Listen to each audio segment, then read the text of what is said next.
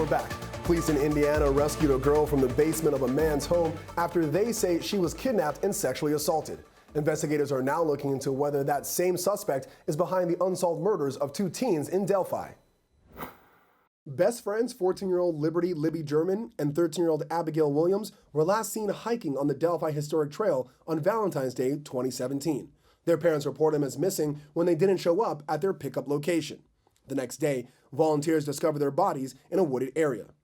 Investigators say the girls left a very important clue behind. Indiana State Police say German recorded a suspicious man following them, and someone can be heard saying, "Guys, down the hill." Well, there's specific information in this investigation that we're not releasing that if it comes to our attention, we're going to know that's a good tip. We need to really pay close attention to that. No arrest has been made yet, but a case just 15 minutes away is drawing new attention. James Chadwell II was arrested last week in Lafayette, Indiana. Police say a missing 10-year-old girl was found in the basement of his home with multiple injuries, including bite marks on her body. According to police, Chadwell invited her into his home to pet his dogs when he allegedly trapped her and tried to strangle her. Chadwell is facing charges of attempted murder, child molestation, and kidnapping. The local sheriff's department is now reportedly looking into Chadwell to see if he has any connection to the Delphi murders. People want to make the assumption that the voice saying down the hill it belongs to the person that's captured in the image from the cell phone. That's not necessarily the case.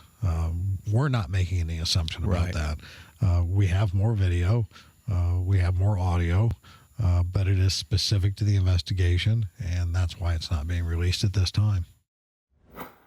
Here to discuss this true crime mystery is defense attorney Imran Ansari and co-host Terry Austin.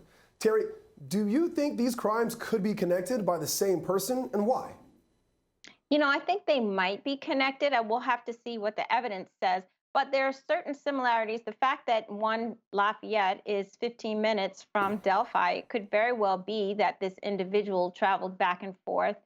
They said that the young girl in the basement had strangulation marks, and while the police aren't saying that Libby and Abby had strangulation marks, there is some speculation that they might have very well been strangled. And the biggest piece of evidence, I think, connecting this individual to the 2 girls is the fact that the sketch looks a lot like the video. So it could very well be connected. We'll have to see what the evidence says.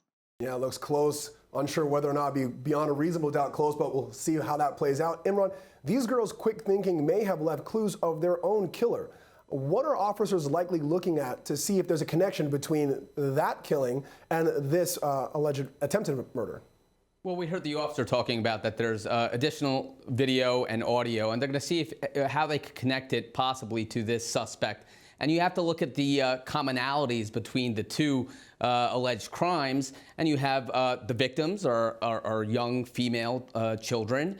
You have geographic similarity, and there's some similarities in terms of the modus operandi. And I think they're going to be looking for those connections to see if there are, in fact, the same suspect. Terry, what do you think? Geography, MO, just opportunity in that picture. I mean, Imran and I both looked at each other when we saw that picture and we're like, kind of close. What do you think?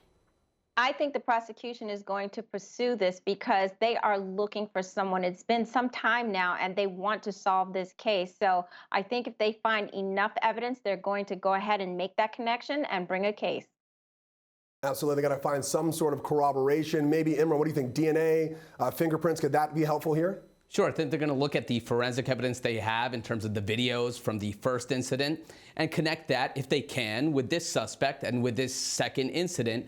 And also we're going to look at probably the testimony from this young woman who is in fact alive, thankfully, and see if that's going to also corroborate what we have evidence-wise from the first incident. All right, we'll see when we come back. An alleged murderous family of 6, why one rogue member of the tight-knit family may send them all to jail. Next.